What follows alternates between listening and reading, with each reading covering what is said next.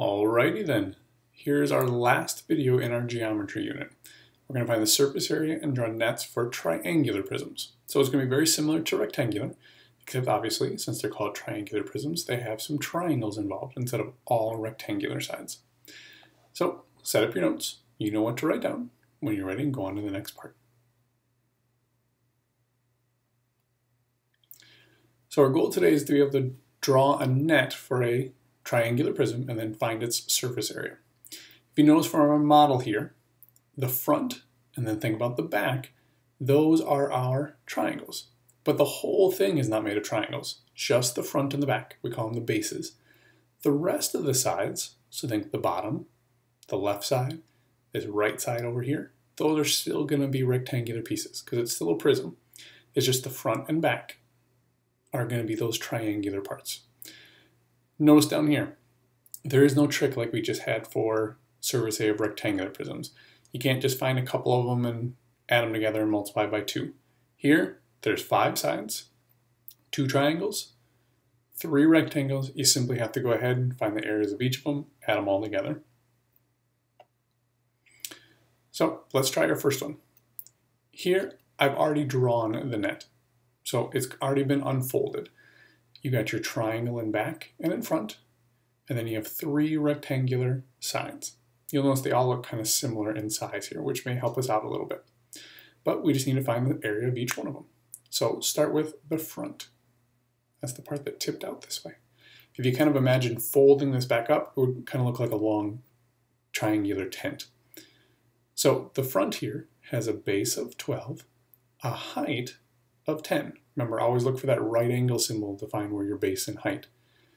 So the front is going to be 12 times 10, but it's a triangle. Don't forget to divide by 2. 12 times 10 is 120, divided by 2 is 60. Now, the back. Here's the one nice little cheat that we can use. The front and back, the 2 triangles, they're both the exact same size. Otherwise, our prism wouldn't quite fit together. So that back triangle is also 12 by 10, but it's a triangle, so you got to divide by 2. So it also has an area of 60. Now, the bottom edge. That's this one here. It's where everything kind of unfolded from originally. It has a base of 12, and then here's its other measurement going up. This vertical distance is the same as this one over here. That's 20, so it's 12 by 20, which is 240. Then I find the left-hand side. In this particular triangular prism, the left-hand side happens to be the exact same as my bottom. It's 12 centimeters by 20 centimeters. So 12 times 20 is 240. And then the right side happens to be exactly the same as well, 12 by 20. That's not going to happen every time. So don't think you can just find the triangle, find one of the rectangles, and then just keep adding the same number over and over again. This one worked out nice. That's not always going to be the case. But we want to find the surface area. Surface area is the total of all of the areas added together. So let's add them all up. 60 and 240 is 300. 60 and 240 is another 300. 300 and 300 is 600. Plus my 240 is 840. We're dealing in centimeters, so centimeters squared. Okay, be careful. Just because we're dealing with a 3-dimensional shape doesn't mean our units are cubed. Remember, cubed is just for volume. Surface area is really just a whole bunch of areas, so it's still area, it's still squared. So now it's our turn. Let's go ahead and draw a net for this one. So these you got to be a little bit more careful on, but if you take your time, everything you need is right there for you. But I always like to start with the bottom edge. Kind of what is everything sitting on? If this was an actual box, if I was unfolding it, everything would unhinge from that bottom edge. So it is 12 by 10. So I'm going to draw a rectangle that's 12 by 10. And I'm going to label it with its measurements and name it. This is the bottom. So every piece has to have both of its measurements.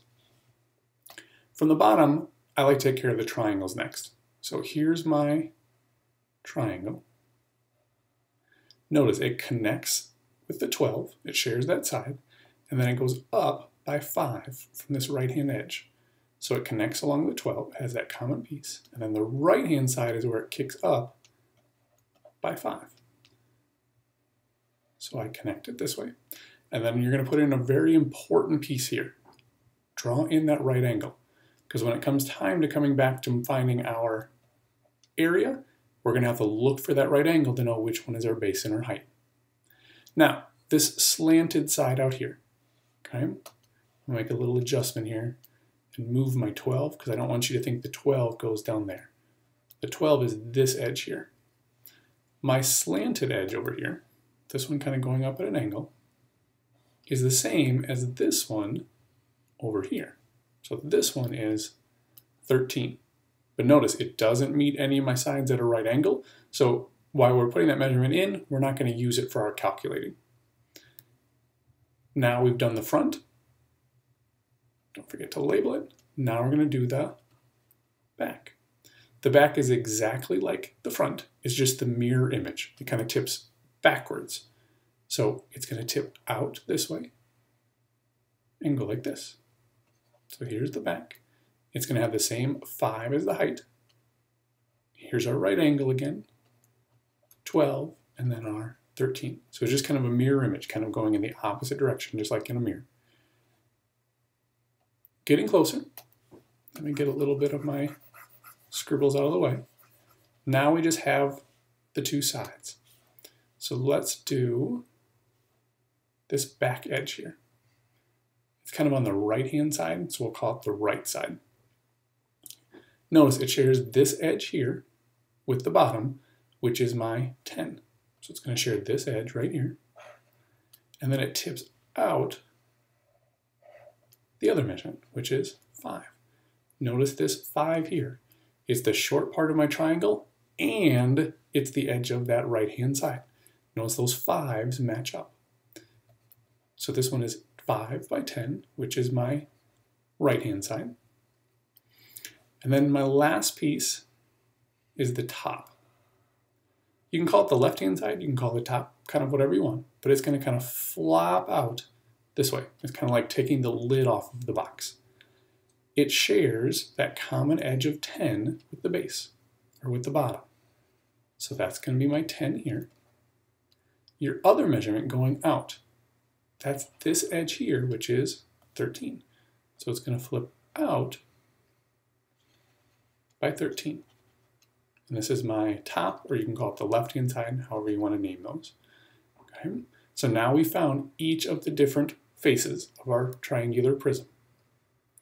Now's the real work, surface area. So let's find the area of each of them. So let's start with the front. Remember, look for the right angle because it's a triangle. The base is 12. The height is 5. So 12 times 5, that's a triangle, so we divide by 2.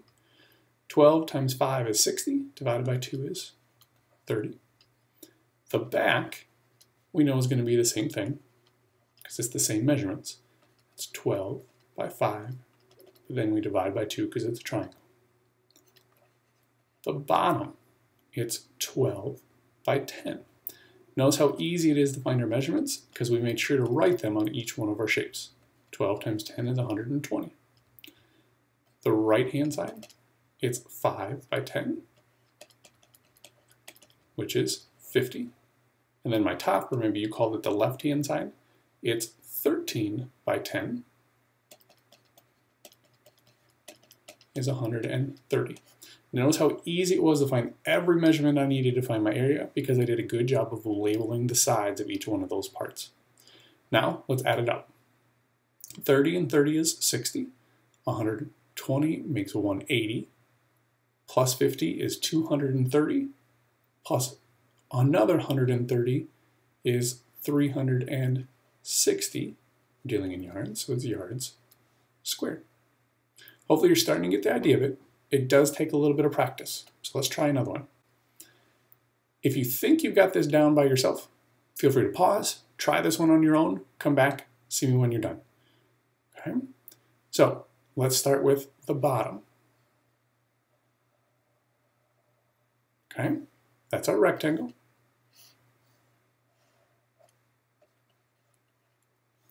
It's 15 by 20. So I'm going to go ahead and label those. Okay. Then take care of your triangles. So let's focus on the front now. Here is my front. It shares that common edge of a 15. And then it tips out by 8. But notice it's not at a perfect right angle. There's no right angle symbol down here. So this one's actually going to kind of curve back this way and then come down, because it tells me the right angle should be right there. That's what it tells me. And it tells me that this edge is 8. Well, thinking ahead, we know we're going to have the base and the height for this triangle, and those are the ones that meet at the right angle. So I need this other measurement here. Well, that's this piece here, which is really this piece here. So this piece out here is 17. Do the back side. Sorry, that's my front. So now we're going to do the back. It's going to be the same thing, just in reverse. So there's our right angle, our 8 and 17, and that's the back. Starting to get a little quicker at it as we start to realize where we can kind of speed through things, because they're both the same. Now, let's take the top, or you can call it the left, since it's going to flop off to the left this way. Notice it shares that 20 with the bottom. It shares that common edge, and then it's going to flip out from there. Well, 20 is one measurement. This other edge here, my 17.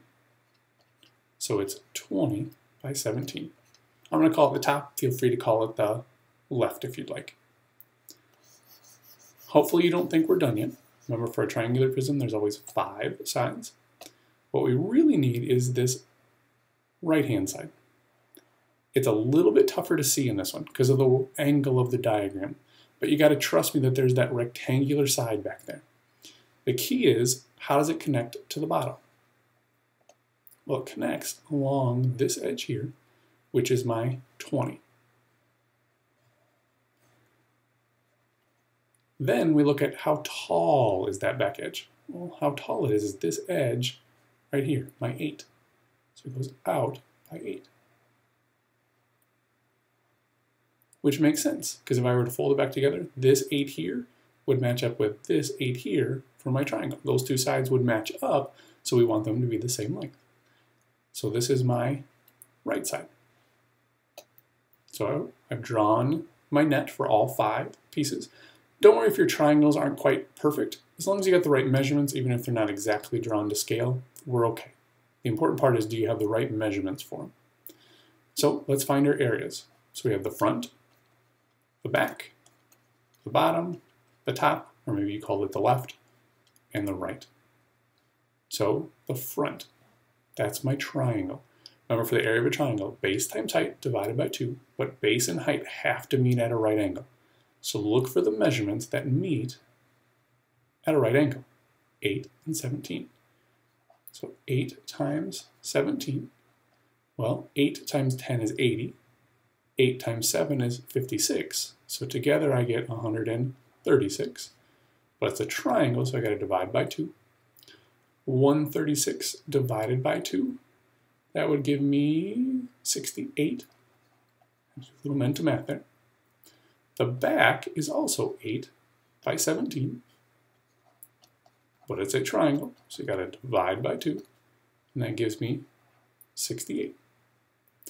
The bottom edge, well, it's 15 by 20. 15 times 20 is 300. Then I have the top, or the left-hand side. That's 17 by 20. That's 340. And then finally the right-hand side. Well, it's 20 by 8. So 20 times 8 is 160. So, time to do a little bit of math. We got to add these all together. Okay? 340 plus 160 together is 500. plus my 300 gives me 800. Then I have my two 68ths. I kind of like to break the problem into easier pieces. 8 and 8 is 16, 136. 800 plus 136 gives me a total of 936. We're dealing in feet, so feet squared. Feel free to just add it up in one big column if you like. I just kind of like to rearrange the pieces to make my life a little bit easier. That's just how it works best for me. So last one. For this one, I just want you to draw your net. Make sure to name and label each face. So think about how are each of those sides going to fold out? How are those triangular pieces going to fold out to the front and back? We'll go over it tomorrow in class, and then we'll find its surface area as a group.